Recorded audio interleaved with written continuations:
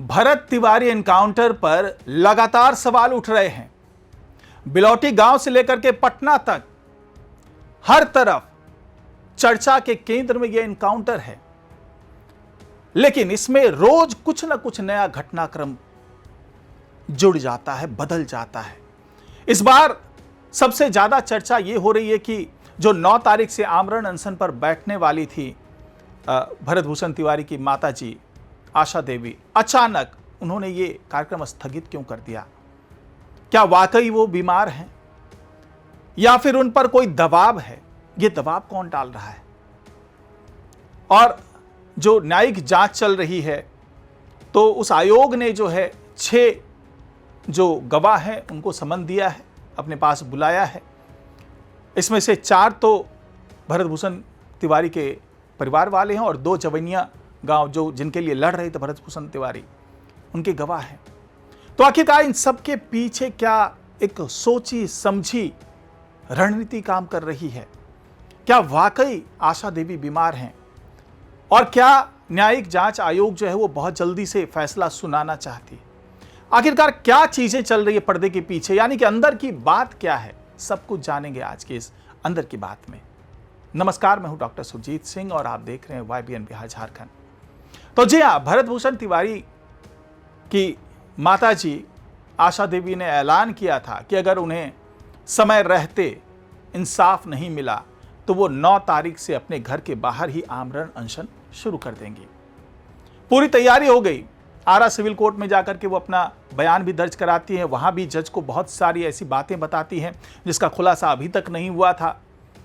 और वहां पर साफ तौर से उन्होंने कहा कि अगर हमारी मांगों पर गौर नहीं किया गया, हमें इंसाफ जल्दी नहीं दिलाया गया, तो और उग्र आंदोलन किया जाएगा। और उसकी शुरुआत आशा देवी के आमरण अनशन से शुरू होगी।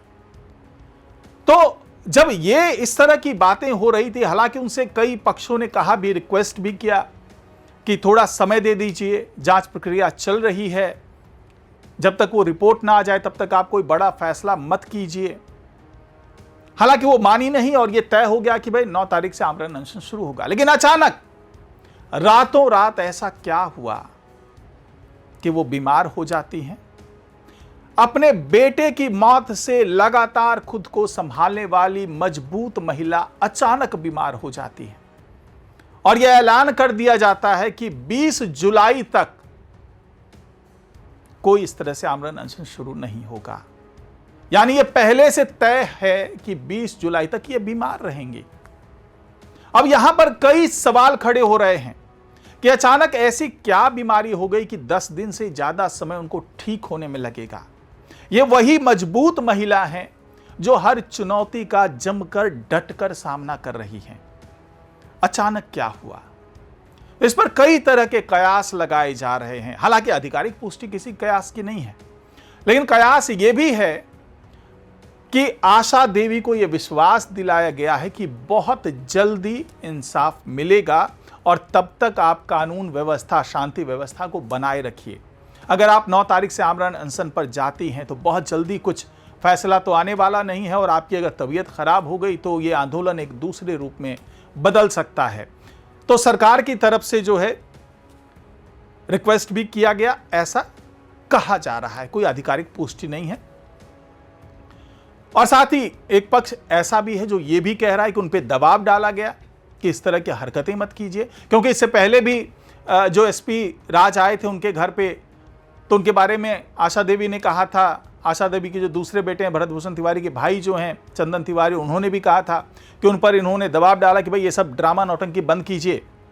वो अपराधी था, उसकी मौत हो गई, अगर आप ये सब करते रहेंगे तो आपके साथ भी बड़ा अच्छा नहीं होने वाला। तो इस तरह के दबाव डाले गए थे, ये कहा गया परिवार वालों की तरफ से। तो क्या एक बार फिर से दबाव डाला गया?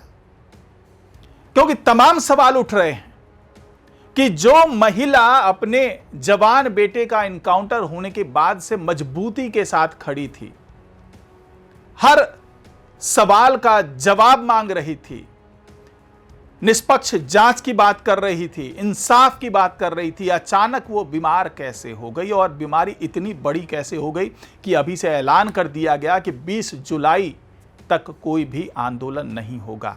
फिलहाल हो सकता है कि आशा देवी संतुष्ट हो गई हों कि जिस दिशा में काम आगे बढ़ रहा है, क्योंकि उन्होंने कोर्ट में भी कहा कि मुझे बिहार पुलिस पर भरोसा नहीं है, मुझे केवल अदालत पर भरोसा है। तो हो सकता है कि न्यायिक जांच आयोग ने भी और अदालत ने भी ये कहा हो कि भाई आप हमें इतना तो समय दीजिए कि हम निष्पक्ष तरीके से जांच कर पाएं, और आपको भरोसा दिलाते हैं कि सब कुछ बढ़िया होगा और निष्पक्ष तरीके से जांच होगी और आपके बेटे को भी इंसाफ मिलेगा और आपको भी इंसाफ मिलेगा। तो ये जो है इस तरह से बात सामने आई है, तो हो सकता है कि इस पे कन्विंस हो गई हूँ आशा देवी और उन्होंने कहा हो कि ठीक है, मैं 20 जुलाई के बाद देखूंगी। हो सकता है कि 15, 17, 18 जुलाई तक का समय दिया गया हो। यही वजह है कि अब 6 गवाहों को समन जारी किया गया है कि आप आइए न्यायिक जांच आयोग में आकर के अपना बयान दर्ज कराइए। इसमें से 4 तो हैं, आशा देवी खुद एक गवाह हैं, उनके बाद उनके पति काशीनाथ तिवारी हैं, उसके बाद उनका बेटा जो है दूसरा चंदन तिवारी वो है गवाह, और सुमन देवी जो कि उनकी बहू है। ये 4 गवाह जो है वो बिलौटी गांव से हैं और 2 गवाह जवैनिया गांव के हैं, जिसके हक की लड़ाई जो है वो भरत भूषण तिवारी लड़ रहे थे। और ये वो गवाह हैं जिनका ये दावा है कि उनके सामने में एनकाउंटर किया गया, उनके सामने में जो है वो समर्पण किया था भरत भूषण तिवारी ने। उसके बाद पुलिस उसे पकड़ के ले गई और किनारे में ले जा करके घेर करके गोली मार दी। इस तरह का आरोप इन लोगों ने लगाया है। तो इनका बयान भी बहुत ज़्यादा अहम होने वाला है। लेकिन क्या बयान से पहले इन पर भी दबाव बना दिया जाएगा? क्योंकि आशा देवी का बार बार यह आरोप है कि इस केस से संबंधित सभी लोगों पर दबाव बनाया जा रहा है, उन्हें अपना बयान पलटने के लिए कहा जा रहा है। तो अब ये देखना होगा कि जो ये 4 परिवार वाले हैं, भरत भूषण तिवारी के परिवार वाले, ये 11 तारीख को जाएंगे अपना बयान दर्ज कराने के लिए, और जो बाकी 2 हैं जवनिया गांव के जो 2 गवाह हैं उनको 13 तारीख को बुलाया गया है और वहां पर उनका बयान दर्ज कराया जाएगा। तो क्या ये माना जाए कि ये सब कुछ वाकई निष्पक्ष जांच की दिशा में बढ़ता हुआ कदम है और उससे ये कन्विंस हो गई हैं आशा देवी, इसीलिए उन्होंने अपना आमरण अनशन स्थगित कर दिया है? और क्या ये माना जाएगा कि जो गवाह हैं भरत भूषण तिवारी के घरवाले पर जब दबाव डाला जा सकता है तो उन 2 गवाहों पर दबाव नहीं पड़ रहा होगा? इसकी गारंटी कैसे की जाए? क्योंकि तमाम मीडिया में उनके बयान वायरल हो चुके हैं। अब क्या वो अपने उस वायरल हो चुके बयान से पलट जाएंगे? क्या वो कुछ ऐसी बात कह देंगे जिससे ये पूरा मामला अधर में लटक जाए? क्या वो कुछ ऐसा दावा कर सकते हैं? क्योंकि अगर दबाव पड़ा हो और अगर एसपी साहब घुस करके, जैसा कि भरत भूषण तिवारी के परिवार वाले का दावा है, इसकी कोई पुष्टि नहीं हुई है क्योंकि एसपी साहब ने खुद कहा कि भाई ऐसा कुछ भी नहीं हुआ जैसा ये दावा कर रहे हैं।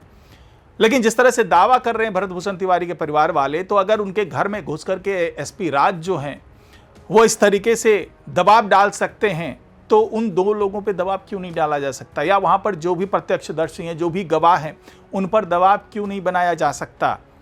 तो ये वो तमाम चीज़ हैं जिन पर नज़र बनी रहेगी और ये देखना होगा कि क्या वाकई भरत भूषण तिवारी को इंसाफ मिलता है या फिर इस जो अभी तक सुर्खियां बटोर रहा है ये एनकाउंटर, धीरे धीरे ये मीडिया की सुर्खियों से उतरता चला जाएगा और फिर वही होगा जो पहले से होता रहा है, यानी कि इंसाफ नहीं मिलेगा और फिर पूरे मामले को ठंडे बस्ते में डाल दिया जाएगा। तो इसका इंतजार रहेगा कि क्या होता है आगे और क्या आशा देवी आंदोलन जारी रखने पर एक बार फिर से मन बना पाती हैं या नहीं। तो फिलहाल आज की रिपोर्ट में इतना ही। नमस्कार।